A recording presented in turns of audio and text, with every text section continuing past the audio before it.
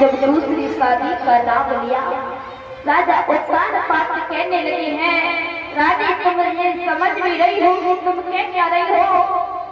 अरे दूसरी शादी करने से मेरा कुछ नहीं बिगड़ेगा, लेकिन याद रखो तुम्हारी जिंदगी बर्बाद हो जाएगी। जो दूसरी वाली रानी आएगी तुम्हें घर से बाहर निकाल देगी रानी, और ये बात हमसे बर्दाश्त नहीं होगी।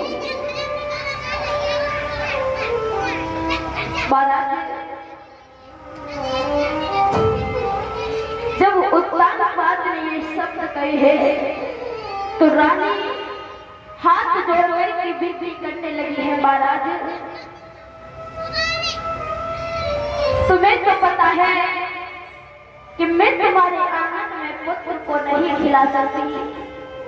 हो सकता हो कि जो मेरी बहन छोटी इस घर में आएगी तो शायद है उसके ही गर्भ से एक पुत्र हो जाए।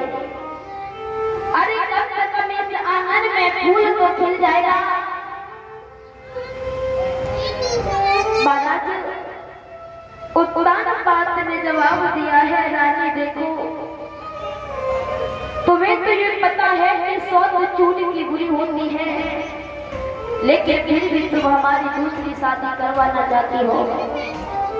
महाराज रानी ने जवाब दिया है, महाराज ये बात हमारी समझ में नहीं आई।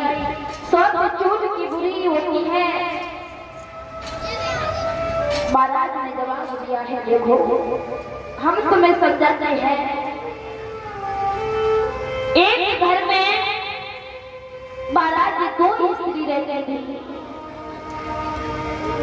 एक पुरुष की महाराज 2 पत्नी थी। जब 2 पत्नियों में नहीं बनती थी, दोनों में हर समय लड़ाई होती रहती थी, तो उन्होंने सोचा कि क्यों ना हम एक नारी को उसके महल में छोड़ दें। हो सकता है कुछ समय तक इस घर में शांति बनी रहेगी। लेकिन महाराज जब दूसरी वाली रानी कुछ समय के लिए अपने महलों में अपने पिता के घर रहने लगी है, जो छोटी वाली रानी थी महाराज विचार करने लगी, अब तो हमसे लड़ने के लिए कोई नहीं है, हम किससे जाकर के लड़े।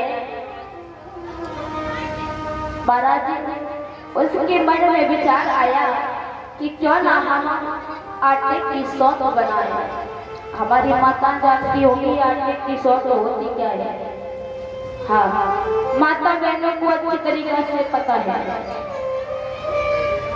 महाराज एक आटे की सौंठ बना ली, और सौंठ बनाने के बाद में उसने 4 पाइप लिटा दिया, और 4 पाइप लिटाने के बाद में जवाब दिया है कि हे सौंठ सुनो, इस चूल्हे पर मैं दाल बनने रखने जा रही हूँ, और मैं पानी भरने के लिए जा रही हूँ कुआं पर। याद रखना, अगर ये पतीली से दाल निकल गई तो तेरी खैर है।